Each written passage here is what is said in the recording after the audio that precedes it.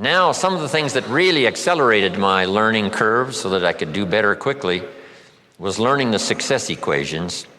Here's 3 of them. The first one comes from the Bible. The question was asked, 2,000 years ago in the Bible, according to the storyteller, what is the key to greatness? What's the key to self-esteem? What is the key to getting honors and trophies to put on the mantle above the fireplace? What is the key to receiving great respect? What is the key to wealth and abundance?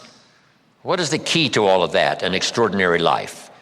And here's the answer that was given, capsule form. According to the storyteller, the answer was, find a way to serve many people. Find a way to serve. Find the ways and means. Start rendering service. The more you serve, the greater your fortune. Service to many leads to greatness. Key. Next, John Kennedy. Speaking of politics today, we're surrounded by political speeches. Here was one of the best, John Kennedy on his inaugural to be President of the United States all those years ago. Here's what he said, don't ask. Wow, don't we wish that was the current political philosophy? Where is John Kennedy? Where is he? John said, don't ask what the country can do for you. Ignore these promises of what everyone's saying, what the country can do for you. He said, don't ask what the country can do for you, but ask what?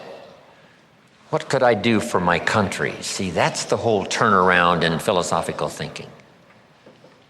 By asking, you receive so little.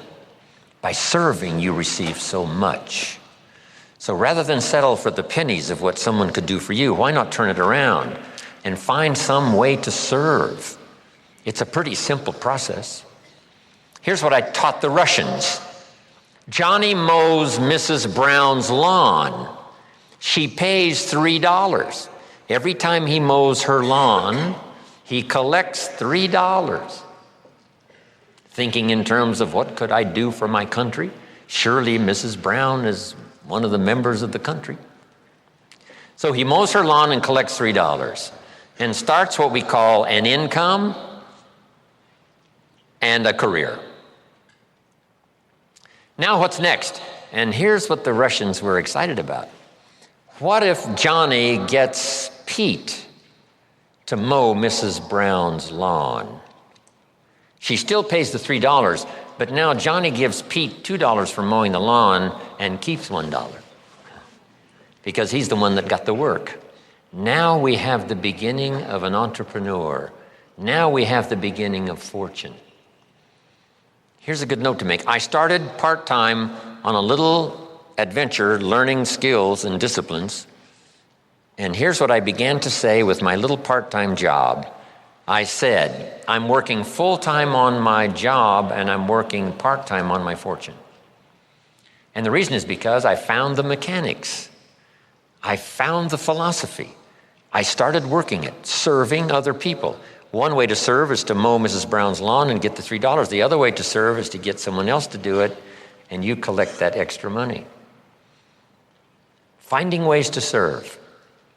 That's the key to wealth and greatness. Then here's the next one, and everybody knows this one. I heard Zig say it over 40 years ago, Zig Ziglar. And when he said it, I wrote it down, and if you haven't ever written it down, write it down. If you help enough people get what they want, you can have everything you want. If you help enough people get what they want, you can have everything you want. When I heard Zig say that, I wrote it down, and maybe you want to do this. Underline the word everything. That's what was intriguing to me about this sentence. So these are the success equations. This is the wealth formula.